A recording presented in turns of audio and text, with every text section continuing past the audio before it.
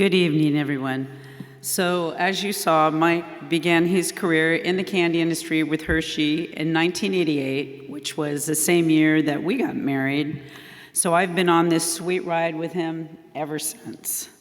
Mike wears many hats: a husband, a father, a son, a brother, a friend, a colleague, a problem solver, a mentor, a teammate, a tennis player, and anyone that knows Mike knows, a bit of a smartass.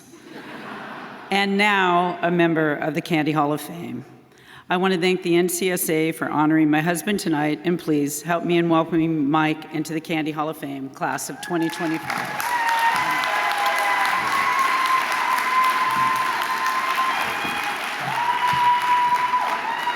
So I promised Teresa, the only thing I pulled out of my pocket is just bigger print, just FYI. So first off, let me start this speech by congratulating my fellow inductees. It is truly an honor to be standing up here on the same stage with y'all. I think we've got the best class in class. Just being nominated for me was an honor, but standing here tonight in front of friends, family, and colleagues is something I will never forget. Back in the late 90s, I used to take my kids to Hershey Park a lot. And any of you who used to go to Hershey Park back in the 90s knew that the Candy Hall of Fame kiosk, which was huge in the 90s, was at Chocolate World. And as we would go through the ride at Chocolate World, I'd look at that thing and I'd scroll down that thing and I'd see who was on the Candy Hall of Fame. Didn't really know much about it.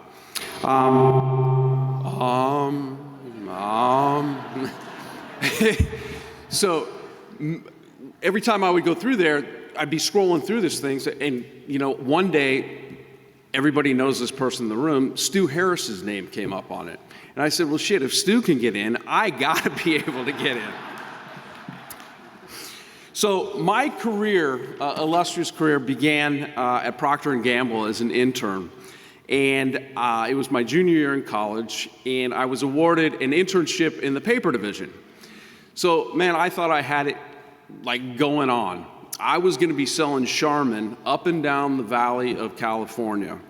Well, little did I know, feminine hygiene also fell in that division, okay?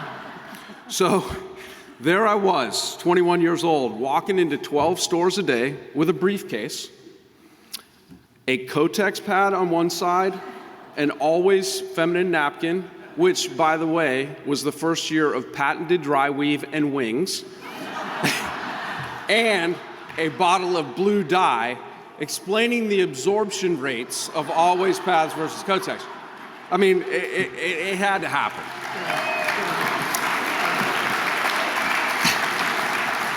So it wasn't the exact glamorous start that I had thought, but there is one thing. In almost every shopping basket that I saw, there was a Charmin or an Always pad. The other product I saw in there was chocolate. Imagine that. That was my first moment of understanding household penetration. And on that last day of the internship, I knew I belonged in chocolate. So I grew up in the San Francisco Bay Area, a fun, warm, loving house with a foundation of the 4 Fs: faith, family, friends, and fun. My mom, Diane, my dad, here with me in spirit, gave my brother Rich and my sister Ann, here with me tonight, and their lovely daughters, gave me just enough rope to test life's edges without going over it. And candy runs deep in our family. My mom's Uncle George O'Brien had a chocolate shop in San Francisco, even featured in the Western Confectioner's magazine back in 1955. The good Lord made sure I had a couple of Uncle George's genes in me. Now, my grandmother, my mother's mother, was lovingly known as the CSD, and CSD in our house was the chief shit disturber. Yep. That badge was proudly handed down to my mother, and if any of you know me, I think it's still living, Mom. I think it's still living. And to the fact that last month, I got a text from my mom on a Sunday morning. It was 12 o'clock East Coast time, 9 o'clock on the West Coast, and it said, "Oh, hi, Mike, it's just Mom. I just watched a half an hour of Cheech and Chong's movie, and I loved it. I think after 62 years, my mom understands me. I would not be standing here today without the love and support of 43 years of my beautiful wife, Liz. She has been the rock of the family, keeping the love and laughter alive and well in our house. We moved her father, Charlie, 99 years old, a World War II veteran, in with us last year. And the love and dedication that she shows every day with him, hopefully setting a great example for my kids. Because when I'm 99, I don't know which one of you is taking care of me, but somebody is.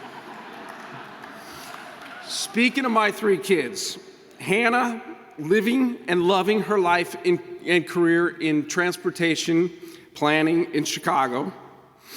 Shannon, our recovering engineer, inspiring high school math students all throughout Fort Mill High School. And finally, our baby Mia, recent grad of University of Oklahoma. We do not like Ole Miss, Boomer Sooner. And Mia is heading on her way to Nepal for 2 years to serve in the Peace Corps in January.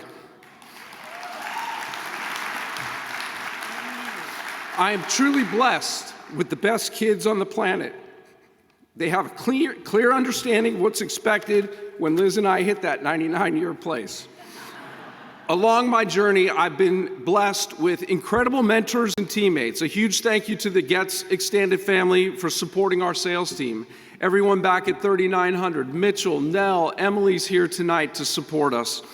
Our current sales team, Christina Rhyme, the best sales operations manager in the world, is with me tonight. Ben Thompson, Bud Damberg, Jim Brewer, Brad Heath, and Daniel Mendelson are all the best in the business, and I could not be standing here today without y'all. Now, after 39 years in the business, I'd like to share a few lessons that I learned that allowed me to thrive over it. One was seek first to understand, then to be understood. Mr. Covey took care of that one. Dave Honorato, if you're in the house tonight, Milt Matthews gave me this one early in my career as a manager. He said to me, Mike, you need to fire up your team with enthusiasm, or you need to fire them with enthusiasm. Fortunately for my team, I'm firing them up right now. Take some risks, and not all those risks have to be calculated. Find a passion outside of work, pour your heart into it and soul into it, and love it. And for me, leadership isn't just about what you do or say, it's about how you make people feel around you. So congratulations again to my fellow Hall of Famers, those on stage here tonight, and those who have paved the way for us. My challenge to you tonight is, who in your organization can you mentor, guide, to be standing on this stage in the next 10 years? Because let me tell you, it's a pretty special place. This has been an incredible celebration. Thank you, Teresa and the ALNCSA, and I know it will continue tonight. Look for the cow jackets tonight later on in the bar. Thank you very much.